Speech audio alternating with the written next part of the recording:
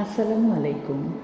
আমি ডক্টর সৈয়দা নুরজাহান করিম, সহযোগী অধ্যাপক হিসাবে প্যাথোলজি বিভাগে গাজী মেডিকেল কলেজে কর্মরত আছি। স্টুডেন্টদের পড়ানোর পাশাপাশি আমি গাজী মেডিকেল কলেজ হাসপাতালের ল্যাবেও একজন কনসালটেন্ট প্যাথোলজিস্ট হিসাবে কর্মরত। অনেক সময় দেখা যায় শরীরে দীর্ঘদিন ধরে অবস্থিত কোনো ফোলা বা গোটা, শরীরের কোথাও অস্বাভাবিক কোনো পরিবর্তন, দীর্ঘদিনের কোনো ক্ষত বা অস্বাভাবিক রক্তপাত।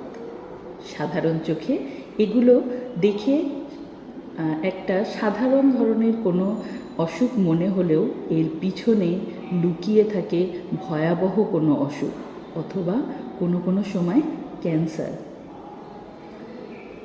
এই যে ধরনের ক্ষতগুলোর কথা বললাম, এই ক্ষতগুলো সাধারণভাবে খালি চোখে পরীক্ষা নিরীক্ষা করে অনেক সময় রোগ নির্ণয় করা সম্ভব হয় না। এটার জন্য যে ধরনের পরীক্ষা প্রয়োজন সেটার নামই হিস্টোপ্যাথোলজি এবং সাইটোপ্যাথোলজি।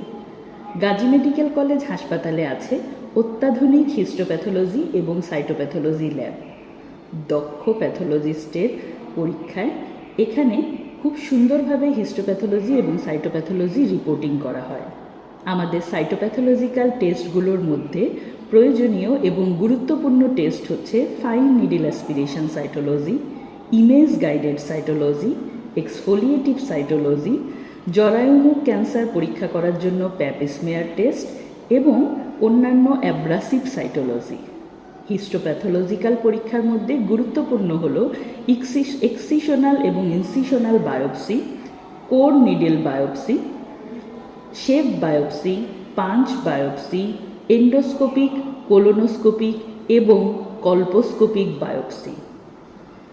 তাই দীর্ঘদিনের কোনো ক্ষত বা ফোলা এ ধরনের অসুখ নিয়ে বসে না থেকে প্রয়োজনে বিশেষজ্ঞ ডক্টরের পরামর্শ নিন এবং প্রয়োজন হলে গাজী মেডিকেল কলেজ থেকে হিস্টোপ্যাথোলজি এবং সাইটোপ্যাথোলজি পরীক্ষা করান। কারণ এই পরীক্ষাগুলো শুধু রোগ নির্ণয়ে যে সাহায্য করে তা নয়, বরং রোগীর পরবর্তী চিকিৎসা কী হবে সেটার দিক নির্দেশনাও প্রদান করে।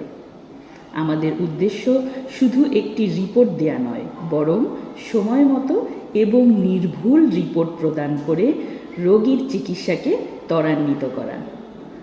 সবাইকে অসংখ্য ধন্যবাদ।